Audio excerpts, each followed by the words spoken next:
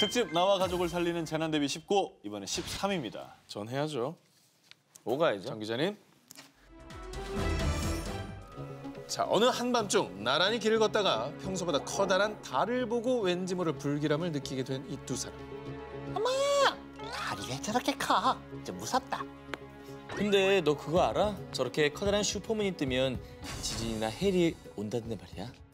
자, 그런데 네. 과연 슈퍼문이 정말 지진 해일을 불러올까요? 진실 혹은 거짓? 뭘 것 같습니다. 거짓. 전 불러온다고 봅니다. 아니, 거짓이니까 이런 질문하는 겁니다. 초저녁에 슈퍼문이 막 떠올라서 정말 건물들 위에 살짝 걸려있을 때 봤어요? 기분 탓이에요. 시뻘개요. 자, 정답은 바로 거짓입니다. 그래. 왜 물어봤겠어? 직접 국립해양조사원에 문의를 해보았습니다. 결론부터 말씀드리면 슈퍼문이 지진 해일에 영향을 미친다는 이야기에는 과학적 근거가 전혀 없다. 전혀 없대, 전혀. 자, 슈퍼문과 일반 보름달의 크기 차이가 많은 것도 아니기 때문에 전혀. 전문가는 슈퍼문 자체에 큰 의미를 부여하지 않는다고 합니다. 다시 길을 걸어가던 현순과 석순. 그런데 이번엔 땅이 흔들리는 진동을 감지했습니다. 지진이 일어날 때는 건물 붕괴 위험이 없는 공터로 대피하라고 했어. 아니야, 여기서 공터는 너무 멀어. 우리 일단 가까운 건물로 들어가자. 자, 과연 현순이와 석순이 누구의 말이 맞을까요? 만약 지진 발생 시 안전한 대피 장소가 멀다는 상황을 전제했을 때 간판이나 창문이 많은 번화가 있을 때는 떨어질 게 이제 많은 곳이죠. 반드시 가방이나 외투로 머리를 보호하면서 대피를 하는 게 일단 좋고요. 그래요? 그리고 내진 설계가 된 철근 콘크리트 건물로 피하는 것이 좋습니다. 특집 나와 가족을 살리는 재난 대비 19, 12위로 갑니다. 자연재해보다 한 수위 생존 캡슐. 사상자만 무려 30만 명, 인류 역사상 최대 재난이라 불리는 2004년 동남아 쓰나미, 2011년 동일본 대지진. 그야말로 순식간에 건물과 도로를 집어삼키고 소중한 인명까지 휩쓸어버리는 자연의 파괴력은 인간이 감히 상상할 수가 없습니다. 그래서 우리나라뿐 아니라 전 세계 사람들은 보다 더 안전한 대피처에 대한 관심이 날로 급증하고 있는데요. 그래서 이 특종을 준비했습니다. 지난해 허리케인과 쓰나미 등과 같은 자연재해로부터 생명을 지킬 수 있는 일명 방공 캡슐이 이 세상에 공개됐다고 하는군요. 미국 워싱턴주에 소재한 생존 캡슐사가 만든 개인용 대피소입니다. 지름이 각각 1.37에서 2.44m에 이르는 이 캡슐은요, 최소 2명부터 최대 10명까지 탑승이 가능합니다. 갑작스럽게 재해가 발생했을 시 일단 안으로 대피하면요, 그 즉시 외부와의 공기가 차단되고요, 산소가 공급이 됩니다. 그리고 이제 대홍수 쓰나미에도 맞설 수 있도록 물에 뜰 수 있는 부력 시스템이 풀 가동되죠. 이 부분은 제가 이제 실험 영상을 통해 확인을 했는데요. 약 60m 폭포에서 떨어뜨리는 등 이 재난에 대비한 성능 테스트를 다양하게 거쳤다고 합니다. 떨어뜨리죠? 진짜 떨어뜨려. 네. 저기 보이죠? 안 깨진 거. 네. 다시 떠올랐네. 떠올랐어요. 참고로 이 생존 캡슐을 만든 창업자 줄리안 샤프는요, 2004년 인도네시아 쓰나미로 22만여 명이 안타깝게 목숨을 잃은 것을 알게 된 뒤 이 캡슐을 구상하게 됐다고 합니다. 그래서 이 서바이벌 캡슐의 1차적인 목적은 급작스러운 재난에 대피하고요, 구조가 이루어지기 전까지 안전한 쉼터를 제공하기 위한 것이라고 합니다. 특집 나와 가족을 살리는 재난 대비 19, 9위 공개합니다. 일본 7,000명 살린 위대한 목소리. 저 목 쉬겠는데요. 1급 재난 상황인데요? 네, 이거 거의 지금 데프콘인데요. 2011년 3월 11일 여느 날처럼 평화롭던 미야기현의 조그만 어촌 마을인 미나미 산리쿠초. 그런데 갑자기 한 젊은 여성의 다급한 외침이 마을 전체에 울려 퍼지기 시작했습니다.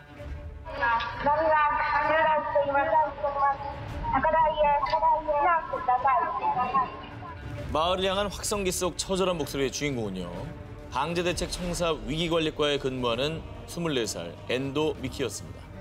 당시 오후 2시 46분부터 마을에 리히터 규모 9.0의 지진이 일어났고요. 이때 엔도 미키는 사무실 천장과 책상이 요동치는 것을 느꼈습니다. 뒤따를 위기를 직감하고 곧바로 방송실로 뛰어들어 마이크를 잡은 것이었습니다. 쓰나미를 눈치채지 못한 주민들은 그녀의 방송을 듣고서야 급하게 고지대를 향해 뛰기 시작했습니다. 그리고 이윽고 큰 굉음을 내며 시커먼 바닷물이 마을을 닥치는 대로 집어삼키기 시작했습니다.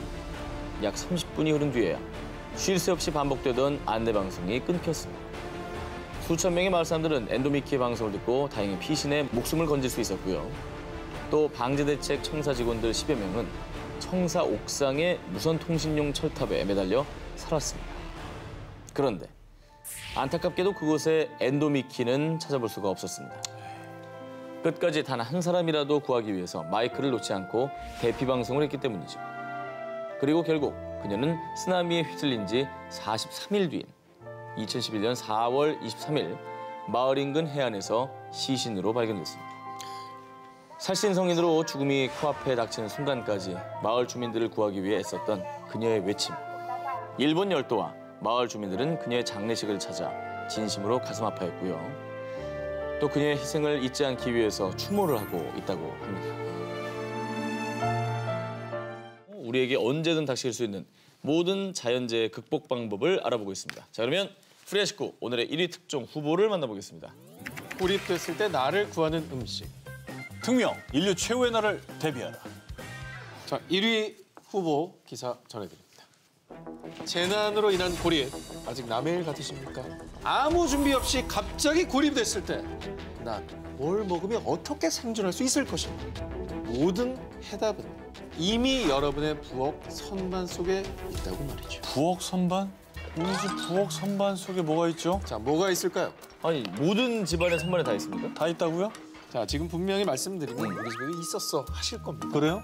지진이 났다, 태풍이 온다 이런 소식이 들릴 때마다 제일 먼저 마트에서 동나는 식품은 라면입니다. 라면 있죠. 사실 라면은 좋은 비상식량은 아니라고 합니다. 아니에요? 생존 전문가들은 기특한 비상식량으로 국수를 꼽습니다. 국수를 뽑아요? 네. 국수를 뽑네. 아니, 이렇게. 누가 자, 스타로 국수를 뽑는데요. 태풍도 다 지나갈 거야. 자, 국수를 굽네. 뽑는 게 아니라 네. 생존 전문가들 국수를 꼽습니다. 꼽는다고. 자, 이 면 자체에 소금간이 되어 있어서 유통기한이 2년에서 3년으로 길고요. 무엇보다 이 가느다란 세면의 경우에 그렇지. 미지근한 온수에 그냥 이렇게 10분만 불려놔도 바로 먹을 수가 있기 때문이죠. 그래, 소면 생각해봐. 그러네, 풀리잖아. 그러네. 즉 전기 없고 불 없을 때 세상 간편하게 먹을 수 있는 비상식량이 바로 국수라는 겁니다. 그러네. 자, 국수 좋다 치고요. 네. 비상식량이라도 국수만 먹으면 물리거든요. 예. 제가 봤을 땐 통조림 하나 있어야 됩니다. 그럼. 정확한 지적입니다. 이게 따줘야 됩니다. 네, 뭐 다양한 이제 통조림이 있는데 네. 통조림도 아주 적합한 구호 식량이 될 수 있습니다. 그렇죠. 자, 설날이며 추석마다 부엌이 넘쳐나도록 선물 받아 처치 곤란했던 바로 참치 캔이 너무 좋지. 가장 좋은 참치잖아요. 구호 식량입니다. 너무 좋아. 일단 유통기한도 5년에서 7년으로 저장식품 중에서도 제일 길고요. 고단백, 저칼로리 식품이어서 고립됐을 때 챙기기 어려운 영양분도 보충해 줄 수 있다고. 너무 좋아. 좀 먹고 싶다. 또 흔한 재료이지만 고립 상황에선 생존 필수품으로 변신하는 우리 집 기본 생활용품도 또 하나가 있습니다.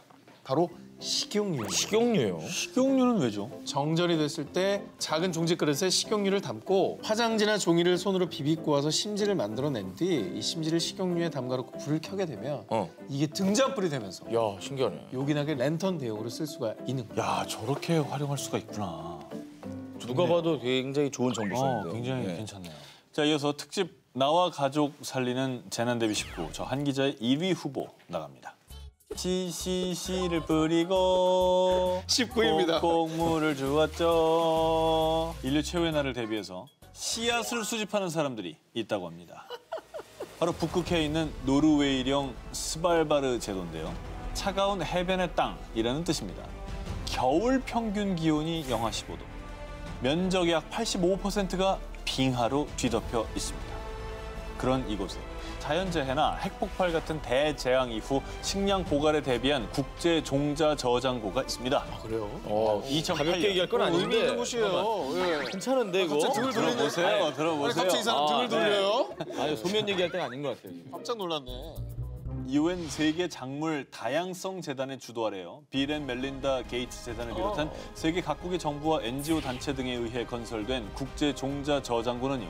현대판 노아의 방주로 불리면서 혹여나 벌어질 자연재해 뒤 살아남아 있을 후손들을 위해 전 세계 농작물들의 소중한 씨앗을 보관하고 있습니다. 전 인류적인 거시적인 차원에서. 그렇습니다. 아주 중요한 사업이죠. 이렇게 귀한 대접받으며 보관 중인 종자만 무려 약 93만여 개로요. 이렇게 병에 담겨 특수 비닐에 포장되어 보관 중입니다. 유전자 바. 그리고 우리나라도요. 아시아 국가 최초로 기장, 벼, 옥수수, 보리, 참깨 등 약 13,000점의 작물 종자를 맡겨둔 상태라고 합니다. 그리고 이 종자 저장고뿐 아니라 지구 종말을 대비한 곳이 또 있는데요. 국제 종자 저장고 옆엔 20년 이상 버려진 석탄 폐광이 있습니다. 이 폐광은 그냥 폐광이 아니라요. 서적, 문서, 오디오, 비디오 등 디지털 지적 재산을 보관하는 데이터 저장고, 북극 세계 보관소입니다. 몰랐어. 디지털 기록 보관업체 PB에 의해 올 3월에 개관했는데요. 데이터를 안전하게 보관해주는 디지털 도서관 역할을 하고 있고요. 이 중요 문서들은 그 어떤 해커가 와도 해킹할 수 없고 최대 1000년 동안 데이터를 보존할 수 있는 아날로그 필름에 담아 이야. 대재앙에 대비한 지적 재산을 보관하고 있다고 합니다. 이야. 이거는 대단하죠? 5글자로 인류의 지혜다. 정말 멋있습니다. 정말 근데 유비무환입니다. 역사상 최고의 발명은 저는 국수라고 생각합니다. 국수요. 자, 오늘 데스크를 만나보도록 하겠습니다. 자, 박경영 공보관님 안녕하세요. 반갑습니다. 안녕하세요. 안녕하세요. 반갑습니다. 네, 반갑습니다. 지금 계신 데가 어딥니까? 네, 지금 제가 있는 곳은 중앙재난안전 상황실이라고요. 예. 재난 상황이 있을 때 전국에서 여러 가지 상황들을 여기서 다 자료를 받을 수도 있고 또 그런 곳이죠. 일단 재난 상황이 나면요. 뭔가 이렇게 구호를 하고 하는데 보통 이런 체계가 잡히는데 한 3일 정도가 걸린다고 해요. 네. 그동안은 국민들도 스스로가 내 몸을 챙길 수 있도록 평소에 뭐 생존 배낭이랄지 그냥 구호 물품이랄지 이런 것들을 조금 준비를 해주셨으면 하는 마음에서 이를 선택했습니다. 중요한 포인트네요. 자, 오늘 프리한 데스크 박경영 공보관님이었습니다. 고맙습니다. 감사합니다. 감사합니다.